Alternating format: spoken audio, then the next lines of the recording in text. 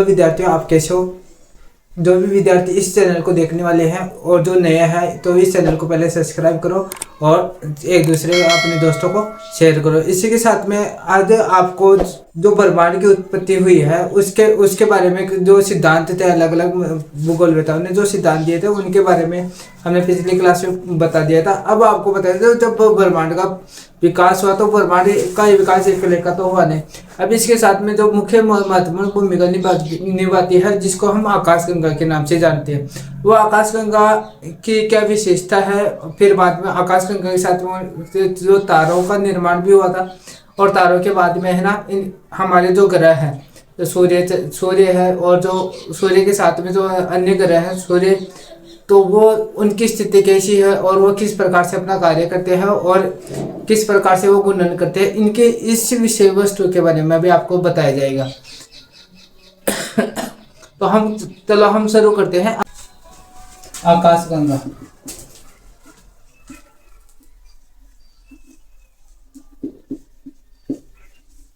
आकाशगंगा की यह विशेषता होती है कि यह बहुत दूरी के अंदर फैली हुई है। इसके अंदर बहुत सारे जो छोटे छोटे तारे हैं, धूमकेतु है, और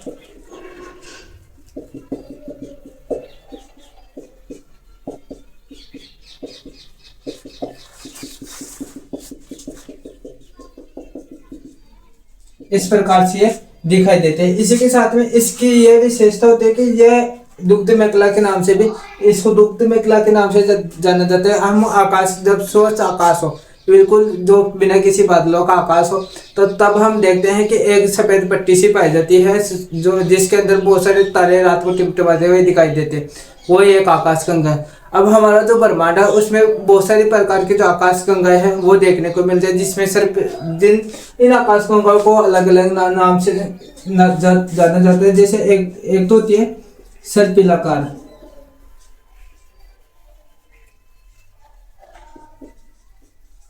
एक तो सर्पिलाकार होती है, एक होती है दीर्घवृत्ताकार,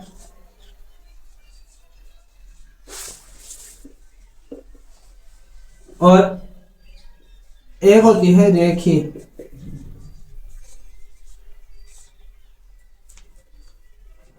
देखिए मंदाकिनी, इस आकाशगंगा को हम मंदाकिनी के नाम से जानते हैं। जो हमारी जो आकाशगंगा है, यानी कि जो हमारी जो पृथ्वी के ऊपर से गुजरती है, उसको वो उसकी जो वो एक लंबी पट्टी के रूप में आप लोगों को देखने को मिलेगी। ये आकाशगंगा का जो दृश्य है वो आप लोग रात को देख सकते हो। अब इसमें क्या है कि बहुत सारे जो है तो तारे हैं वो टिमटिमाते हुए भी आपको दिखाई देंगे। इसी के साथ में कुछ तारे हैं वो सुषुप्त अवस्था में भी दिखाई देंगे, वो कुछ ग्रह है या कुछ जो ऐसे उल्कापिंड है वो जलते हुए दिखाई देंगे, और कुछ तारे टूटते हुए दिखाई देंगे। बिल्कुल छोटे छोटे तारे दिखाई देंगे, क्योंकि ये बहुत लंबी दूरी के अंदर फैले हुए। तो इस जो आकाशगंगा है इसको है ना दुग्ध मेखला के नाम से भी जाना जाता है। किस नाम से जाना जाता है? दुग्ध मेखला के नाम से जाना जाता है। तो यह हुई या अब जो इसी के साथ में जब ब्रह्मांड में ये आकाशगंगा हुई, इसके बाद में हम जिक्र करते हैं तारों का, कि जो तारे हैं उनका भी विकास हुआ, क्योंकि ब्रह्मांड के केवल पृथ्वी का विकास नहीं हुआ, सूर्य का विकास नहीं हुआ, जो पृथ्वी के जो 9 ग्रह हैं उनका विकास नहीं, पूरे ब्रह्मांड का विकास हुआ था जब हुआ था तब। तो इसके बाद में हम तारों का जीवन चक्र था। तारों का जो जीवन चक्र होता है वो प्रारंभ कहाँ से होता है? जो तारों का जो जीवन चक्र प्रारंभ होता है वो निहारिका से प्रारंभ होता है। निहारिका किसे कहा जाता है? निहारिका वो होती है जिसके अंदर जो धूल के कण है, गैस है, और तारों का या उल्कापिंडों का जो कतरा है या छोटे छोटे कण है, वो एक गुरुत्वाकर्षण शक्ति के कारण एक ही तरीके से वो घूमते रहेंगे, तो वो निहारिका का रूप होगा। अब जो निहारिका का रूप होगा वो निहारिका होगी, तो निहारिका में कोई प्रकाश कुछ नहीं होगा, वो खुद अपने आप ही घूमता रहेगा। इसके बाद में जो एक प्रोटोस्टार बनता है, प्रोटोस्टार बनेगा तो इसमें क्या होगा, जो गुरुत्वाकर्षण जो क्रिया है वो लगातार बढ़ती रहेगी। जब बढ़ती रहेगी तो इसके अंदर क्या होगा कि जो D9 और D9 जो आयन है या जो धूल के कण है या जो उल्कापिंडों से प्राप्त हुए जो मिट्टी के कण है वो आपस में क्रिया करेंगे और तो फिर बाद में उनके अंदर जो घर्षण होगा, घर्षण के माध्यम से उनके अंदर एक ज्वाला उत्पन्न हो जाएगी या हम उसको है ना प्रकाश उत्पन्न होने लग जाएगा। फिर ये प्रकाश धीरे धीरे एक दूसरे से ये कण एक दूसरे से क्रिया करेंगे तब ये प्रोटोस्टार का निर्माण होगा। जब ये प्रोटोस्टार बहुत विशाल का रूप ले लेगा तो एक मुख्य कर्मक तारा का निर्माण होगा। जब तो एक मुख्य कर्मक तारे का निर्माण होगा। जब मुख्य कर्मक तारे का निर्माण होगा तो वो भी तीन परिस्थिति में हो जाता है कि अगर उसमें उसको जो टेम्परेचर है वो 28,000 के लगभग होगा तो वो रेड कर्मक तारा हो जाएगा। और अगर 6,000 डिग्री सेल्सियस के लगभग होगा तो वो सूर्य की तरह चमकने लग जाएगा। और अगर 30,000 से ज्यादा उसका जो टेम्परेचर होगा तो वो पीले तारे की तरह चमकने लग जाएगा। इस प्रकार से वो उसमें उसके जो कर्म है उनमें वृद्धि होती जाएगी। इसके बाद में जो तारा बनता है सूर्य सदृश तारा, इसका जो द्रव्यमान होता है वो 1.5 तक होता है। सूर्य सदृश तारे यानी कि वो ये तारे की जो ऐसी स्थिति होती है जो सूर्य के समान दिखने वाली स्थिति होती है। फिर बाद में इसके बाद में बनता है जो मुख्य कर्मक तारा है। यह तीन प्रकार से विभाजित होगा जिसमें है सूर्य सदृश तारा, विशाल तारा और अति विशाल तारा। जो ये सूर्य सदृश तारा होगा इसका जो तापमान होगा वो मुख्य कर्मक जो तारा है उससे 1.5 गुना अधिक होता है। ये जो विशालकाय तारा है उसका जो द्रव्यमान है या मुख्य कर्मक तारे से 1.5 गुने से लेकर 3 गुने तक अधिक होता है। और जो अति विशाल जो तारा है इसका द्रव्यमान 3 गुणे से अधिक होता है। जो मुख्य कर्मक तारा है उससे 3 गुना अधिक होता है। यानी कि यह इससे अधिक होगा, यह इससे अधिक होगा और फिर बाद में यह इससे अधिक होगा। तो इस प्रकार से ये तीन प्रकार के तारों का निर्माण होता है। जिसमें सदस्य जो मुख्य तारा है इसके अंदर जो जब तापमान की मात्रा और ज्यादा बढ़ जाती है तो यह रक्त दानव तारा के नाम से रक्त दानव के नाम से जाने लग जाएगी। यानी कि ये पूरा का पूरा रेड कलर का दिखाई देने लग जाता है। यानी कि यह तारा इस प्रकार से दिखाई देने लग जाता है जैसे ये रेड कलर का दिखाई दे रहा है तो ऐसे रेड कलर का दिखाई देने लग जाता है तब इसको रक्त दानव तारा का। तब इसके अंदर ये रक्त दानव है इसके अंदर और तापमान बढ़ने जाता है तो ग्रह है ये जो न्यारिका है उसका निर्माण हो जाता है। और जब इस ग्रह न्यारिका का निर्माण हो जाता है उसके बाद में एक जो है श्वेत वामन में क्या होता है कि तारा अपने आप यह प्रकाशमान होने लग जाता है और उसके पास में बहुत ज्यादा प्रकाश हो जाता है। और जो उस प्रकाश की वजह से जो आसपास की जो भी छोटी मोटी जो भी वस्तुएं जो भी छोटे तारे हैं या जो छोटे उपग्रह हैं या छोटे कण हैं इनको वो खींचता रहता है और उनको जलाता रहता है तो इसको श्वेत वामन कहा जाता है। फिर बाद में है इनसे बनने वाला जो एक इसमें क्या होगा ज्यादा गुरुत्वाकर्षण ये सब गुरुत्वाकर्षण शक्ति और द्रव्यमान की वजह से होता है।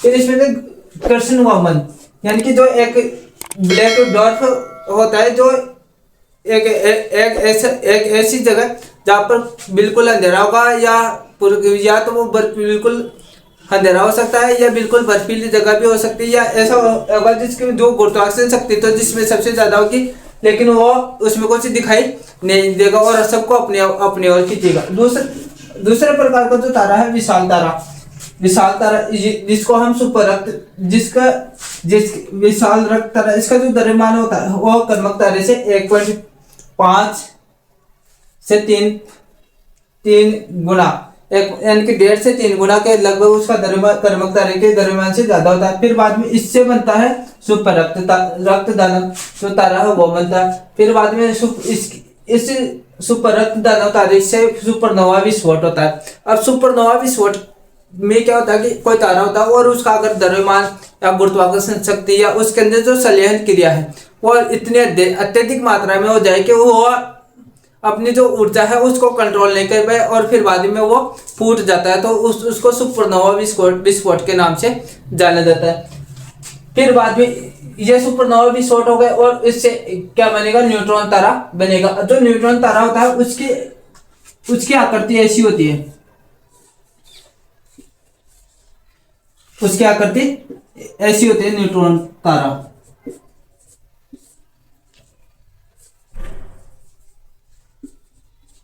जैसे हम अंतरिक्ष में उपग्रह छोड़ते हैं तो वैसे हमारे को ये न्यूट्रॉन तारा देखने को मिलता है। इसके बाद में है जो मुख्य कर्मक तारा है उसका 3 गुना जो द्रव्यमान रखने वाला तारा है तो अति विशाल तारा। इसमें सुपर रक्तदान, इसके बाद में सुपर रक्तदानों का निर्माण होता है और फिर बाद में इसके बाद में है सुपरनोवा विस्फोट का निर्माण होता है। अब इस विस्फोट में क्या होता है कि जो ये सुपरनोवा विस्फोट और ये सुपरनोवा, इन दोनों में सेम सी प्रक्रिया होती है कि तारे का जो तारा होता है उसमें गुरुत्वाकर्षण शक्ति इतनी होती है कि बहुत सारी चीजें अपने पास खींचने की पावर होती है। और जब वो संलयन क्रिया होगी, अगर नाभिक के संलयन क्रिया होगी जिसमें हाइड्रोजन है, हाइड्रोजन गैस है, वो सबसे ज्यादा होगी तो वो जलेगी। जलने के कारण इसमें विस्फोट होगा और किर्सन व्यूवर का निर्माण होगा, जिसको हम अंग्रेजी की भाषा में ब्लैक होल के नाम से जाना जाता है। और ब्लैक होल के अंदर जो भी कोई जैसे अंतरिक्ष का यान है और कुछ भी है, कोई उपग्रह है, अगर वो ब्लैक होल के अंदर फंस जाता है तो फिर बाद में निकलना मुश्किल होता है, क्योंकि इसके अंदर जो कोई भी समा जाता है वो तो इसका गुरुत्वाकर्षण शक्ति इतनी है कि अगर एक बार इसकी गुरुत्वाकर्षण जो केंद्र है उसके अंदर अगर आ गया तो वो खिंचा हुआ उसकी ओर चला जाएगा। ब्रह्मांड की जो निर्माण की प्रक्रिया के अंतर्गत जो पहले तो जो तारे हैं उनका निर्माण हुआ, उसके बाद में है सौरमंडल का निर्माण हुआ। सौरमंडल के अंदर हम जैसे हम लोगों को हम जो भी एनसीईआरटी की किताबें हैं या आरबीएससी की किताबें हैं उनके अंदर यह बताया गया कि जो पृथ्वी का निर्माण हुआ है वो 14 अरब वर्ष पहले हुआ है, यानी कि 14 वर्ष। पृथ्वी का निर्माण या जो ब्रह्मांड का निर्माण है वो कितने वर्ष पहले हुआ है, 14 अरब। पूर्व ब्रह्मांड का निर्माण हुआ। इसी के साथ में जो ये बताया जाता है कि इस ब्रह्मांड के निर्माण के साथ साथ में है जो सूर्य की स्थिति का पता चला और उन ग्रहों की स्थिति के बारे में हमारे को पता चला। तो जो ग्रह है उनका निर्माण किस प्रकार से हुआ, जैसे मैं क्रम से बता रहा हूं आपको। ये यहाँ पर है सूर्य,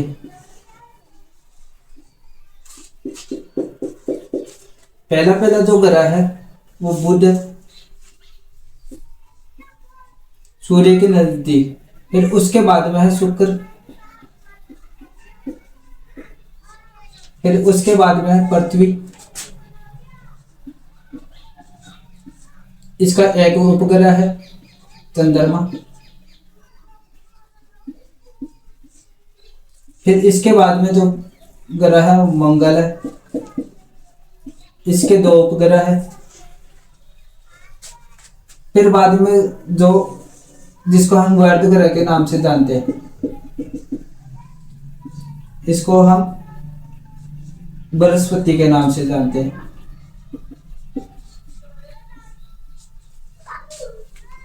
इसके जो चारों तरफ जो घूमने जो ये एक मेखला सी दिखाई देते हैं, ये इसको हम शुद्ध ग्रह भी बोल सकते हैं।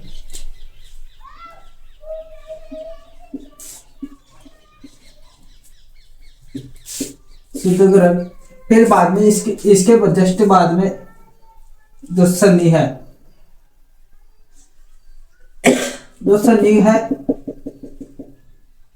इसके 92 उपग्रह है।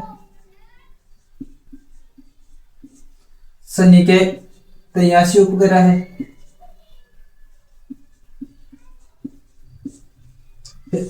वरुण आता है, वरुण के 22 है।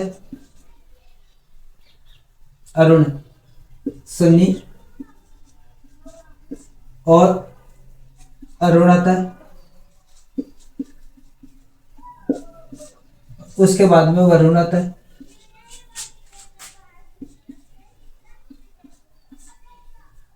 तो वर्तमान में हमारे पास में कि यह जो ब्रह्मांड में जो ग्रह है,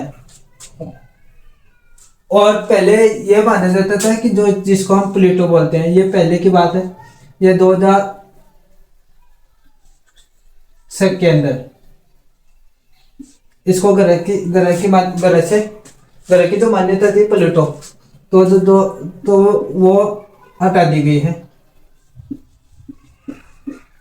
ये पहले था, अब नहीं है। तो हमारे पास में ग्रहों की जो संख्या है वो 8 है। ये पहले 9 थी, अब हमारे पास में जैसे बुध है, शुक्र है, पृथ्वी, मंगल, बृहस्पति, शनि, अरुण और वरुण, इस प्रकार से हमारे पास में जो ग्रहों की संख्या है वो बचती है 8। अब बात यह है कि जो सूर्य के सबसे नजदीक जो ग्रह है वो बुध है, और सबसे जो जलता हुआ ग्रह बताया जाता है वो मंगल ग्रह है।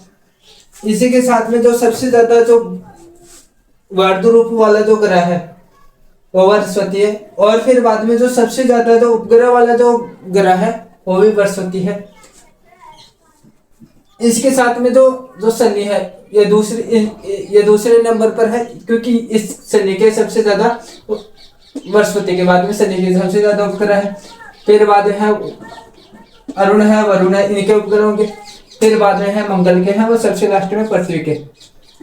इन दोनों के कोई उपग्रह नहीं है। बुध और शुक्र के कोई उपग्रह नहीं है। एक बार ये उतार लो। इसी के साथ में कई बार एग्जाम में ये भी पूछा जा सकता है कि इन ग्रहों का जो है वो क्रम है वो घटते हुए क्रम में या घटते हुए क्रम में लिखो, क्योंकि ये तो है क्रम वाइज, है ना। जैसे जिसको हम आरोही क्रम में लिख सकते, क्रम में बोल सकते हैं, जैसे कि ये अपनी स्थिति के अनुसार है। अब ये है घटते हुए क्रम में।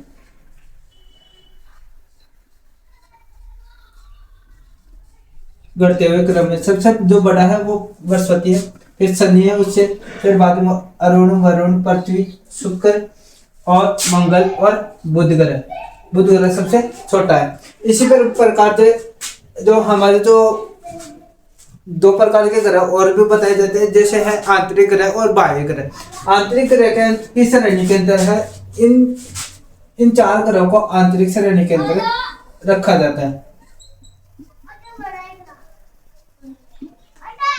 आंतरिक ग्रह, और ये जो 4 ग्रह है इनको बाह्य ग्रह के रूप में, बाह्य ग्रह की जो श्रेणी है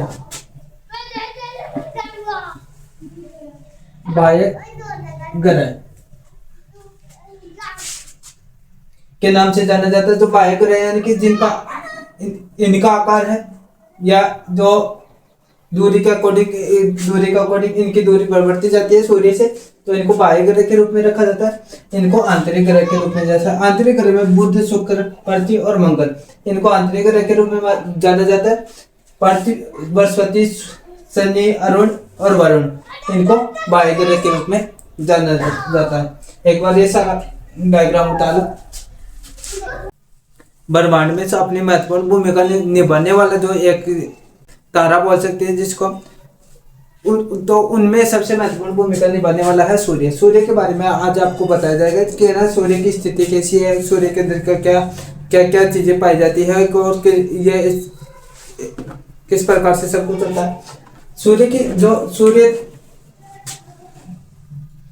का जो प्रकाश है वो, सूर्य का प्रकाश पृथ्वी तक पहुंचने में 8 मिनट 20 सेकंड रहते हैं, जिसको हम 500 सेकंड के रूप में भी जान सकते हैं। कि 500 सेकंड सूर्य का प्रकाश है वो पृथ्वी तक पहुंचने में लगभग 8 मिनट और 20 सेकंड लगती है, जिसको हम 500 सेकंड भी बोल सकते हैं। इसी के साथ में सूर्य में जो इतनी ज्वाला किसके कारण उत्पन्न होती है, सूर्य के अंदर जो ये सारी जो ज्वाला उत्पन्न हो रही है वो नाभिकीय संलयन क्रिया के कारण से होती है। इसी जो नाभिकीय संलयन क्रिया है उसमें महत्वपूर्ण भूमिका निभाने वाले जो गैसें हैं, इनमें हाइड्रोजन का 71% है, हाइड्रोजन 71%, हीलियम 26.5% और अन्य गैसें हैं 2.5% अन्य गैसें पाई जाती है। इसी के बाद जो सूर्य है उसकी आयु, सूर्य की जो आयु है 10 मिलियन वर्ष मानी गई है, जबकि वर्तमान में जो सूर्य की आयु हुई है वो 5 मिलियन वर्ष हुई है, यानी कि अभी तक तो 5 मिलियन वर्ष और आगे चलेगा, यानी कि 5 मिलियन वर्ष के बाद में इससे जो सूर्य की आयु है वो पूरी पूर्ण होगी। जो सूर्य का जो चमकीला भाग, जो मध्य भाग है, उसको प्रकाश मंडल कहा जाता है। जो सूर्य का जो चमकीला भाग है, जिसको हम प्रकाश मंडल के नाम से जानते हैं। सूर्य का जो बाहरी भाग है, जिसको कोरोना या किरीट के नाम से जाना जाता है, जिसका तापमान 6000 डिग्री सेल्सियस के लगभग होता है। तो सूर्य का जो बाहरी भाग है, उसका जो तापमान है वो 6000 डिग्री के लगभग के सेल्सियस के लगभग होता है। इसका जो आंतरिक भाग है, जिसको हम करोड़ के नाम से जानते हैं, इसका जो तापमान होता है वो 150 लाख डिग्री सेल्सियस के लगभग होता है।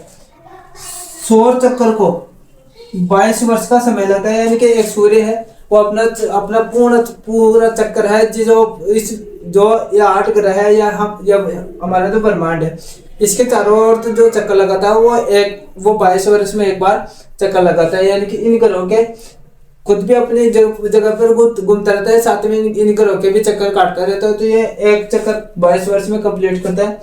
सूर्य का आयतन पृथ्वी से 13 लाख गुना अधिक है। सूर्य का आयतन है वो पृथ्वी से कितने गुना अधिक है? 13 लाख गुना अधिक है। जो सूर्य से जो दूरी पृथ्वी है, उसकी जो सूर्य से दूरी है वो लगभग है 14,95,98,000 किलोमीटर मानी गई है। यानी कि 14,95,98,000। ये एनसीईआरटी की जो बुक्स है उनके अंदर भी ऐसा कैसे ही दे रखा है। इसी के साथ में है एक प्रकाश वर्ष होता है। एक प्रकाश वर्ष किसके बराबर होता है? 9.461 इंटू 10⁻12 किलोमीटर। यानी कि जो एक प्रकाश वर्ष का मान है वो इतना माना जाता है, 9.461 इंटू 10⁻12 किलोमीटर। इसी के साथ में जो प्रकाश की जो गति है, कि जो प्रकाश है वो पृथ्वी तक पहुंचता है तो वो किस गति से पहुंचता है? तो प्रकाश है वो उसकी गति है तो वो 3 लाख किलोमीटर प्रति सेकंड के अनुसार। आप ये वाली सारणी है, आप ध्यानपूर्वक देखना, जिसमें आप लोगों को इसमें जो ग्रह की स्थिति है, ग्रह का जो परिक्रमण काल है, जो इसका घनत्व है और उनका क्रम है, उपग्रह है, उनके बारे में आप लोगों को एक ही इसी सारणी के अंदर जो हमारे 8 ग्रह हैं उनके बारे में हमारे को सारा का सारा नॉलेज हो जाएगा और ये याद भी जाएगी। जैसे है पहला ग्रह है जो बुध ग्रह है। बुध ग्रह है सूर्य से जो दूरी है 520.2 लाख किलोमीटर है। और यह ज्योतिष नियम के अनुसार है ना 0.4 अपना रखता है। इस जो अपने कक्ष में औसत गति मील प्रति सेंटीमीटर, यानी कि यह 30 मील प्रति सेंटीमीटर के हिसाब से 1 सेंटीमीटर है वो 30 मील 1 सेंटीमीटर जो अपने कक्ष में घूमता है तो वो 30 सेंटीमीटर। और इसका जो अर्ध व्यास है, बुध ग्रह का जो अर्ध व्यास है वो 2500 है, 2500 किलोमीटर अर्ध व्यास है ना, यानी कि बोले तो त्रिज्या। इसका जो परिक्रमण काल है वो 88 दिन है, यानी कि यह बुध ग्रह है अपने 88 दिन के अंदर एक परिक्रमा है पूरी कर लेता है। इसका जो घनत्व है वो 5.30 है इसका घनत्व। और यह परिक्रमा समय सूर्य दिनों में सूर्य के चारों, यानी कि जो ये सूर्य के चारों जो परिक्रमा लगाता है वो 88 दिन के अंदर, बुध ग्रह 88 दिन के अंदर सूर्य की परिक्रमा पूर्ण कर लेता है। इसी के बाद जो दूसरा ग्रह है शुक्र ग्रह, इसका जो सूर्य से है 1080 लाख किलोमीटर दूरी पर है। यह बोर्ड्स नियम के अनुसार इसकी जो ज्योतिष इकाई है 0.7 है। यह अपनी जो कक्ष है, अपना जो कक्ष है उसके अंदर 22 मील प्रति सेंटीमीटर के हिसाब से घूमता है। इसी के साथ में इसका अर्ध व्यास है, 6200 किलोमीटर। इसका जो शुक्र ग्रह है इसका जो परिक्रमण काल है 225 दिन है और इसका घनत्व है 4.95। जो शुक्र ग्रह है उसका जो घनत्व है 4.95 है। इसी के साथ में इसका कोई उपग्रह भी नहीं है।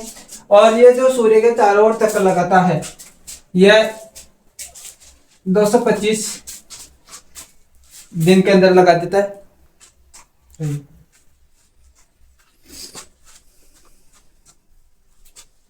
फिर बाद में आता है पृथ्वी। पृथ्वी का जो है पृथ्वी का जो सूर्य से जो दूरी है ये 1495 लाख किलोमीटर है। पृथ्वी की जो दूरी है, इसका जो ज्योतिष इकाई है वो 1.0 है। इसी के साथ में ये जो अपने अक्ष पर है 18.5 प्रति मील सेंटीमीटर के हिसाब से घूमता है। इसी के साथ में इसका जो अर्धव्यास है 6371 है, यानी कि इसकी त्रिज्या है 6371 है। यह अपने परिक्रमण काल है 23 घंटे 56 मिनट और 4 सेकंड में कंप्लीट करता है। इसका जो घनत्व है 5.52 है और इसका एक उपग्रह है जिसको हम चंद्रमा के नाम से जानते हैं। यह अपना जो सूर्य के जो चारों ओर चक्कर काटने का जो दिन है 365 से 1/4 दिन में यह कंप्लीट कर लेता है। इसी के साथ में जो मंगल ग्रह है ये इसकी जो सूर्य से जो दूरी है 22.68 लाख किलोमीटर है। यह इसका जो ज्योतिष इकाई है यह है वो 1.6 है। इसी के साथ में जो ये अपने अक्ष पर 15.5 प्रति मील सेंटीमीटर के हिसाब से घूमता है। इसी के साथ में जो इसका जो ये मंगल ग्रह का जो परिक्रमण काल है 24 घंटे और 37 मिनट है और इसका जो घनत्व है 3.95 है और इसके जो उपग्रह है उनकी संख्या 2 है। इसी के साथ में इसका जो परिक्रमण काल है यानी कि जो ये 687 दिन इसका जो परिक्रमण काल है यह सूर्य के जो चारों तरफ जो परिक्रमण लगाता है ये वह 687 दिनों के अंतर्गत लगाता है। उसके बाद में यह 5वें नंबर का जो ग्रह है वो बृहस्पति है। यह 7730 लाख किलोमीटर पर सूर्य से दूर है। इसी के साथ में इसका जो ज्योतिष जो वर्ष के नियम के अनुसार इसकी ज्योतिष इकाई है वो 5.2 है और ये अपने अक्ष पर 8 मील प्रति सेंटीमीटर के हिसाब से घूमता है और इसका जो अर्धव्यास है वो 11200 है, यानी कि इसकी जो त्रिज्या है 11200 किलोमीटर है। यह 9 घंटे 5 मिनट इस हर 9 घंटे 5 मिनट में अपना परिक्रमण काल है वो कंप्लीट कर लेता है। इसी के साथ में इसका जो घनत्व हो 1.33 है 1.33 है। इसके जो उपग्रहों की जो संख्या है वो 92 है और यह 433 दिनों के अंदर सूर्य के चारों ओर चक्कर लगा लेता है, यानी कि सूर्य के चारों ओर परिक्रमा लगा लेता है। इसी के साथ में जो शनि ग्रह है, अगला ग्रह शनि है। इसकी जो सूर्य से जो दूरी है 13,853 लाख किलोमीटर है और इसकी जो ज्योतिष इकाई है 10.8 है। इसी के साथ में यह अपने अक्ष पर 6.5 प्रति मील सेंटीमीटर के हिसाब से घूमता है और अपने अक्ष पर, और इसी के साथ में यह इसका जो अर्धव्यास है 60,300 किलोमीटर है। यह 10 घंटे और 24 मिनट के अंदर अपना परिक्रमण काल, यानी कि अपना जो परिक्रमण काल है वो अपनी जगह पर घूम लेता है, यानी कि 10 घंटे और 24 मिनट के अंदर। और इसका जो घनत्व है जो 0.68 है। इस जो शनि है इसके उपग्रहों की जो संख्या है वो 83 है और यह 10,750 दिन के अंदर सूर्य के चारों ओर चक्कर कंप्लीट करता है, यानी कि सूर्य की जो परिक्रमा लगाता है वो 10,750 दिन के अंदर लगाता है। इसके बाद में है वरुण की जो है सूर्य से दूरी है 28,672 लाख किलोमीटर है। ये ज्योतिष इकाई है, इसके 19.6 है और यह अपने अक्ष पर 4 मील प्रति सेंटीमीटर के हिसाब से घूमता है। इसका जो अर्धव्यास है 23,800 किलोमीटर है। यह 10 घंटे और 40 मिनट के अंदर अपनी परिक्रमण काल है वो कंप्लीट कर लेता है। इसके साथ में इसका जो घनत्व है 1.5 है और इसके जो उपग्रहों की जो संख्या है वो 27 है और यहाँ 30,686 दिनों के अंदर अब सूर्य के चारों ओर चक्कर कंप्लीट कर लेता है। उसके लास्ट का जो ग्रह बचता है 8वें नंबर का वो है वरुण। वरुण का जो सूर्य से दूरी है 44,907 लाख किलोमीटर है। इसी के साथ में इसकी ज्योतिषीय इकाई है 38.8 है। यह अपने अक्ष पर 3.3 मील प्रति सेंटीमीटर के हिसाब से घूमता है और इसकी जो त्रिज्या है वो 22,000, इसकी जो त्रिज्या है वरुण की जो 22,000 किलोमीटर है। यह 15 घंटे और 40 मिनट के अंदर अपना परिक्रमण काल कंप्लीट कर लेता है। इसका जो घनत्व है 2.47 है। इसके जो उपग्रहों की जो संख्या है वो 14 है और यह सूर्य के चारों ओर चक्कर 60,188 दिनों के अंदर कंप्लीट करता है। फिर बाद में एक नवा ग्रह बचता है जिसको हम प्लूटो के नाम से जाना जाता है। यह अंतरराष्ट्रीय खगोल संघ है। उन्होंने जो AIU जिसको हम हिंदी में अंतरराष्ट्रीय खगोल संघ के नाम से जानते हैं, इन्होंने 24 अगस्त 2006 को इसको बौना ग्रह घोषित किया गया था। और इसके बाद में हमारे पास में जो ग्रहों की जो संख्या बचती है केवल कितनी बचती है? 8 संख्या बचती है। एक बार आप लोग इस सारणी को उतार लो। उपग्रह किसे कहा जाता है? उपग्रह उन दो ग्रह के चारों ओर चक्कर लगाते हैं उन्हें उपग्रह कहा जाता है।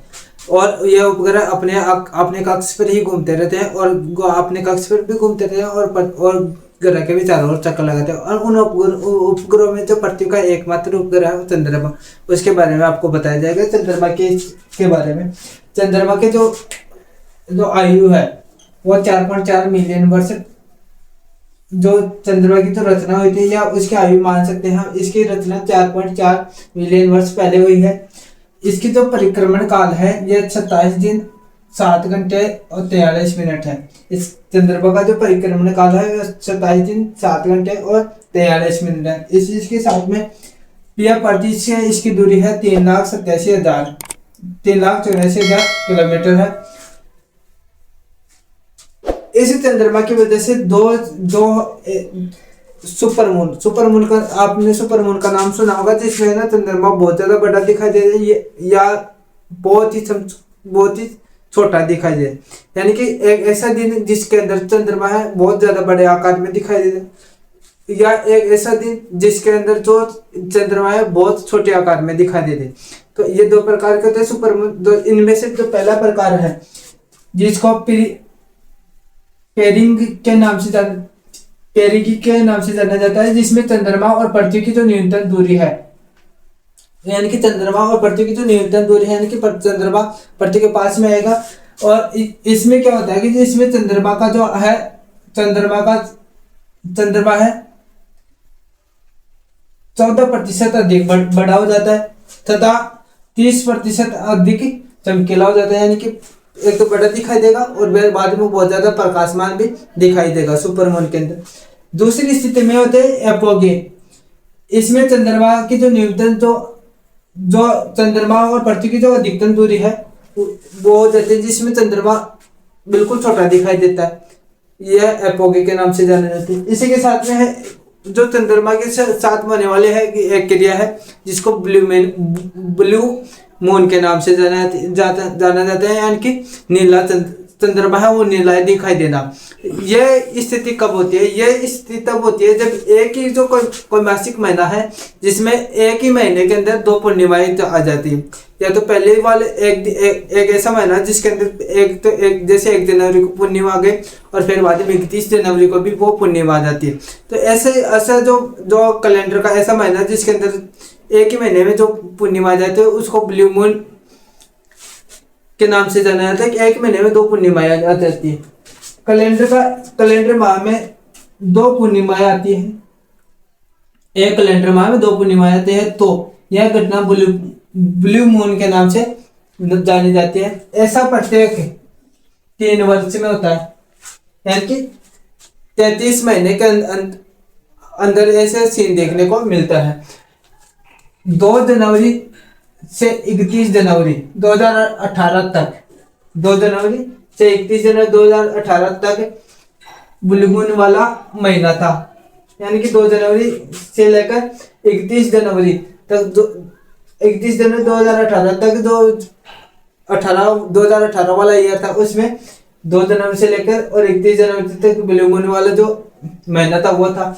इसके बाद में है, इसी से संबंध रखते हुए 31 मई 2026 को ब्लू मून होगा, वो ये मासिक होगा। यानी कि एक ही महीने में 2 बार पूर्णिमाएं होगी। कौन से? मई वाले जो महीना है उसके अंदर।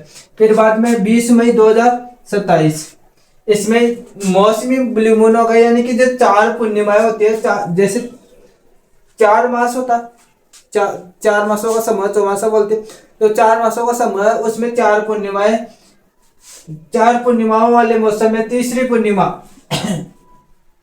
के दिन है ना ये ब्लू मून होगा, वो 20 मई 2027 को होगा। इसी के बाद में 31 दिसंबर 2028 को यह मासिक ब्लू मून होगा, जो नववर्ष की पूर्व संध्या पर यह चंद्रमा नीला दिखाई देगा। यानी कि नई साल होगा, यानी कि 31 दिसंबर 2029 से पहले वाली रात ये वाला ऐसा सीन होगा जहां पर ब्लू मून आपको दिखाई देगा। इसी के साथ में जो ब्लू मून ईयर होता है वो भी देखो एक बार, किसी भी ईयर में, किसी भी वर्ष में 2 या 2 से अधिक ब्लू मून माह आते हैं तो उसे ब्लू मून ईयर कहा जाता है। यानी कि एक ईयर ऐसा है जिसके अंदर 2 ब्लू मून हो या 2 से अधिक हो, यानी कि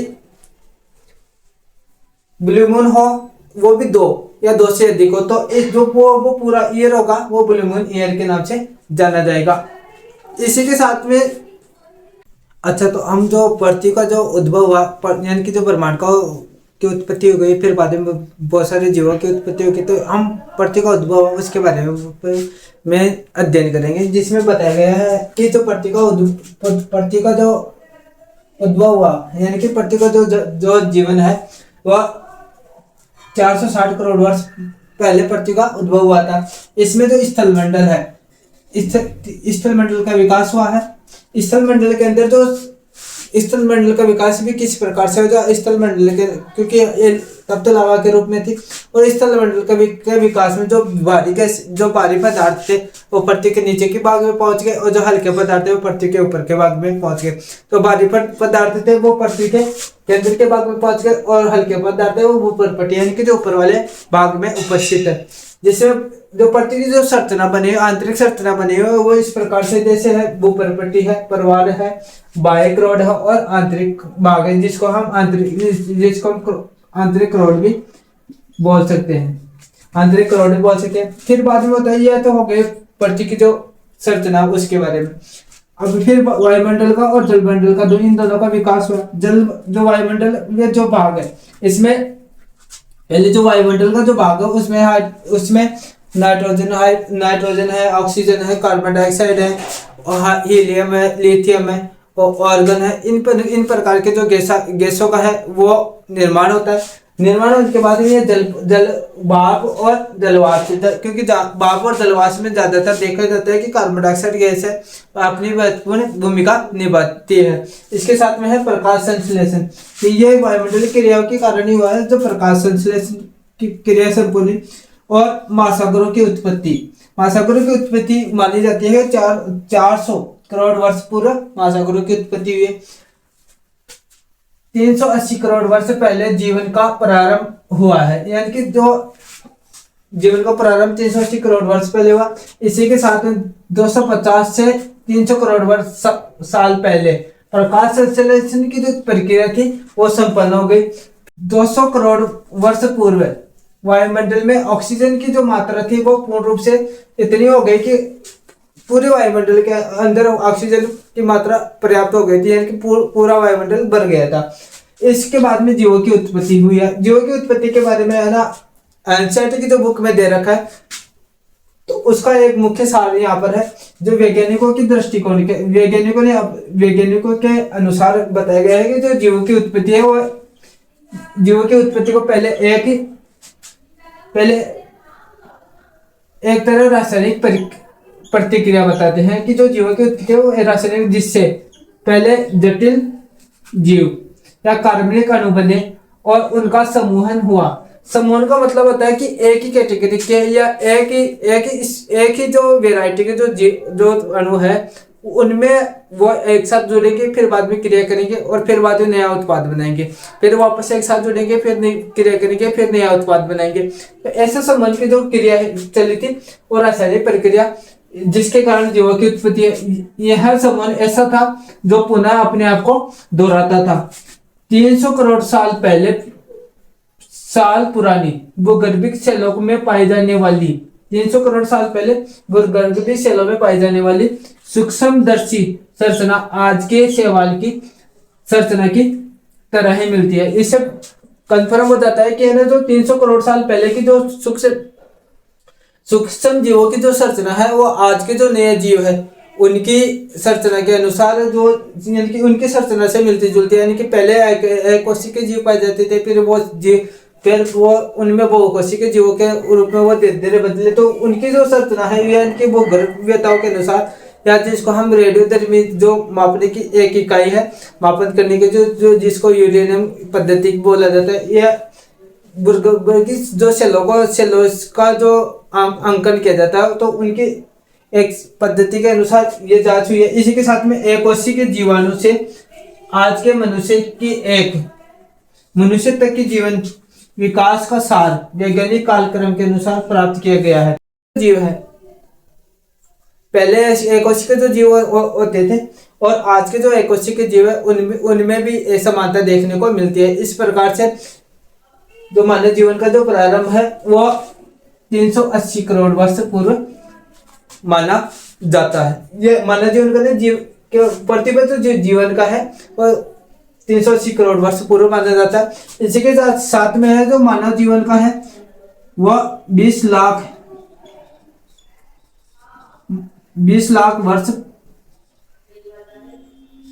वर्ष पूर्व मानव जीवन का प्रारंभ है, 20 लाख वर्ष पूर्व माना जाता है। तो ये वीडियो आपको अच्छा लगा होगा। जो भी इस चैनल को देखने वाले हैं अपने पहले तो सब्सक्राइब करें, फिर चैनल को सब्सक्राइब करें, लाइक करें, शेयर करें और अपने दोस्तों के पास में पहुंचाएं, जिससे कि ये क्लास आपको फ्री में सब कुछ इस जो लैब असिस्टेंट से जुड़ी है जो जितने भी क्लासें होगी वो सारी की सारी आपको फ्री में बिना किसी शुल्क के दिखाई जाएगी। धन्यवाद। जय हिंद।